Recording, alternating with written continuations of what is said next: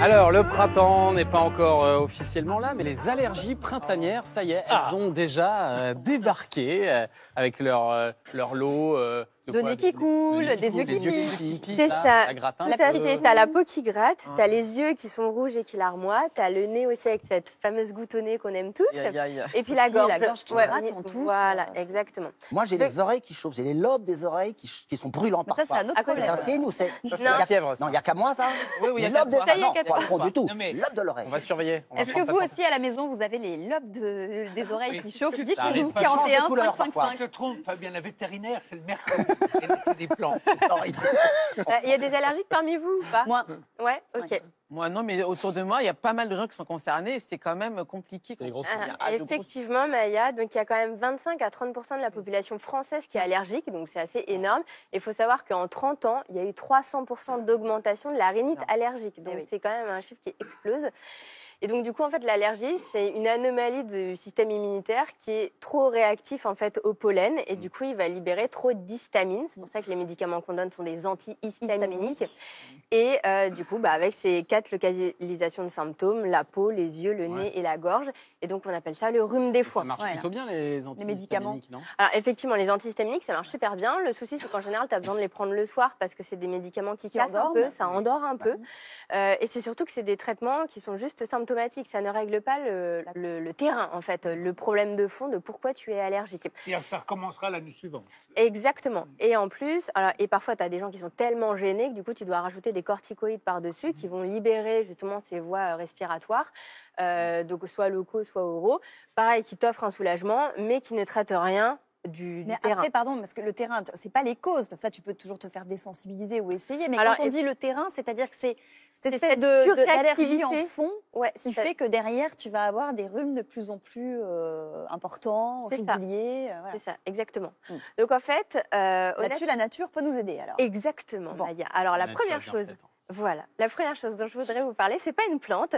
On va parler d'un micronutriment qui est pas tellement connu, c'est la quercétine. La quercétine, dans les aliments, il y en a dans la peau des pommes de terre. C'est pour ça qu'il faut toujours manger vos pommes de terre avec la peau. On les brosse bien avant. Dans les capres aussi, vous en avez, dans les oignons rouges et dans le raisin aussi, vous avez de la quercétine. Et la quercétine, en fait, elle fait partie de cette grande famille des antioxydants qui est un antihistaminique. Et du coup, pourquoi on parle des allergies aujourd'hui? Parce que là, on n'est pas à fond dans le pic des allergies, mais c'est intéressant au naturel de prévenir plutôt que guérir et d'agir dès maintenant. Donc c'est maintenant qu'il faut commencer les cures de quercétine. On en fait un par jour là maintenant en traitement de prévention. Ce sont des gélules, tout à fait. Donc une gélule par jour en prévention. Et quand il y aura les épisodes avec les gros pics de pollen, là on pourra monter à 3 par jour, une le matin, une le midi, une le soir. Ce qui est génial avec la quercétine, c'est qu'il n'y a pas de contre-indication. Tout le monde peut en prendre, d'accord? On en donne même aux enfants, les femmes enceintes. Il n'y a pas de souci, il n'y a pas d'interaction avec des médicaments. Donc c'est plutôt un produit très sécure à prendre. Quercétine, donc. Ouais, quercétine. C'est pas tellement connu et on l'indique surtout dans le cadre des allergies. Principalement, c'est ça. Vous voulez nous parler aussi du plantain lancéolé? Qu'est-ce que c'est que ça? Exactement. En fait, dans les plantains, tu as plusieurs types de plantains. Tu as le grand plantain, le plantain majeur, le plantain lancéolé. Voilà. Et comme la banane, ça a un rapport avec la banane? Alors non, rien à voir. Rien à voir. Alors pour la petite anecdote botanique, le plantain, c'est Plantago, donc lanceolata, et il a donné son nom à sa famille botanique, les Plantaginacées. Et ça, c'est l'honneur qui est réservé à toutes les plantes qui sont fortement thérapeutiques. Donc le plantain, c'est vraiment une plante emblématique en cas d'allergie, puisqu'elle est anti-inflammatoire de tout l'arbre bronchique. Donc et en plus, elle est émolliente. Émolliente, ça veut dire qu'elle va venir adoucir toutes les muqueuses qui sont irritées, enflammées. Donc, et en plus, elle fait d'une pierre deux coups. Alors, pas les lobes, j'ai dit les muqueuses. Les muqueuses. Les lobes, ça goûte en tout cas, je peux te dire que tes lobes d'oreilles inspirent beaucoup nos téléspectateurs, nos tu vois, il n'y a pas que moi. Je me sentais isolé. On ne peut pas tout dire, on ne peut pas tout raconter à l'antenne. J'aimerais bien jouer avec les lobes chauds de Fabien. Une spectatrice ou un téléspectateur, je sais pas. Mais ça peut brûler les doigts, attention. Qui s'y frotte, c'est pique. Fabien va attraper le Covid-19 par ses lobes d'oreilles, nous dit Fanny. Fais gaffe. Non, mais et puis le bon sens de Oisillot qui dit que tu es un extraterrestre en fait et qu'aucun humain n'a de lobe d'oreille qui chauffe. Qui chauffe et qui change de couleur? Ça, je vous garantis. Vous allez voir. Observez. C'est très inquiétant. D'accord. Alors, Et- donc, du et coup, donc, ce ma plantain, petite lancé au tisane. lait, est-ce qu'on Allez, on prend goûte. Alors, prend tu le comment prends en tisane, En donc tisane. tu bois ce que je vous ai. Donc, c'est plutôt bon, hein, vous verrez, c'est assez doux le plantain. Mais il Mmh. fait d'une pierre deux Ah oui coups parce que le Oh, c'est plantain, très bon. T'as mis du miel là. un tout petit peu, ouais. Vous Mmh. pouvez aussi en imbiber des compresses et à utiliser en bain d'œil parce que le Ah, plantain, c'est bien il ça. soulage justement, on parlait de ces localisations oculaires où vous aviez les yeux qui larmoyaient, qui étaient rouges. De lapin. Le plantain, c'est une super plante pour les yeux. Donc on peut justement calmer ces démangeaisons avec ça. Mmh. Non, C'est très bon. C'est Ah, bon, c'est les la tisanes, première quoi. Gérard, Oui, pour une fois que les tu as tisanes. une de mes Elles tisanes. Oui, sont bonnes, tes absolument. tisanes. Mais J'ai remarqué, Nico, elle ça n'est pas fait 2-3 fois que tu nous en sers. Elles sont Caroline, bonnes. Caroline, beaucoup pour de les talent. yeux, on fait comme ça et après on se met. En fait, tu te fais la tisane directement et ensuite tu imbibes une compresse Ouais, et tu d'accord. viens la Tu la poser poses directement sur l'œil. sur les Oui, tu yeux. ne prends pas Et- tes doigts sales. Là, Et alors, en cas de crise, est-ce qu'il y a quelque chose qui agit Alors, immédiatement? ouais, en cas de crise, notre petite cortisone naturelle à nous, c'est le bourgeon de cassis. Ça, c'est vraiment fabuleux et je pèse mes mots. Donc, c'est une cortisone naturelle et donc, qui va désencombrer toutes les muqueuses inflammées. Mhm. Et en plus, c'est un antihistaminique naturel.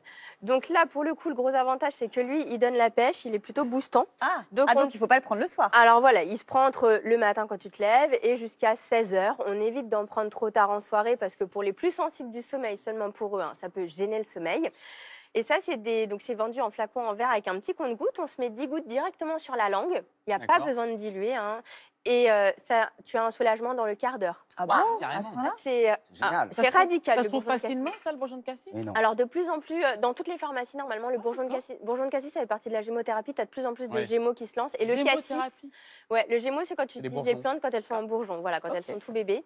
Et est-ce que tu peux coupler ça avec des antihistaminiques classiques que tu prends le soir, par Maya, exemple? tout ce que je viens de vous énoncer, que ce soit la quercétine, les tisanes de plantain ou le bourgeon de cassis, si vous êtes déjà sous antihistaminique chimique, Oui. mais que ça ne suffit pas ou que vous voulez minorer leur recours, vous pouvez tout à fait y adjoindre ces thérapeutiques Ça fait pas surdose, naturelles-là. hein, c'est ce que tu veux Non, dire. en fait, ça ne fait pas surdose à partir du moment où tu en Ok. as besoin, où tu en as la nécessité, où tu vas prendre ton médicament, ça va pas suffire. Ouais. Tu peux t'aider avec ça en journée, puisqu'on disait que les médicaments, justement, se prenaient le soir et parfois en journée. Mais c'est le problème, c'est exact, c'est ça Voilà, le problème. souvent, donc avec les c'est allergies. tout l'intérêt.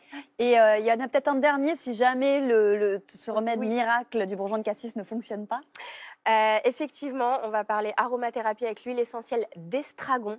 L'estragon, c'est un super antihistaminique qui va agir au niveau du foie, puisque dans l'allergie, le foie est en jeu. Mhm. Et donc là, ce sont 2 petites gouttes d'huile essentielle d'estragon qu'on vient mettre dans une cuillère à café de miel. On s'avale ça directement en bouche. C'est OK pour l'enfant à partir de 10 ans.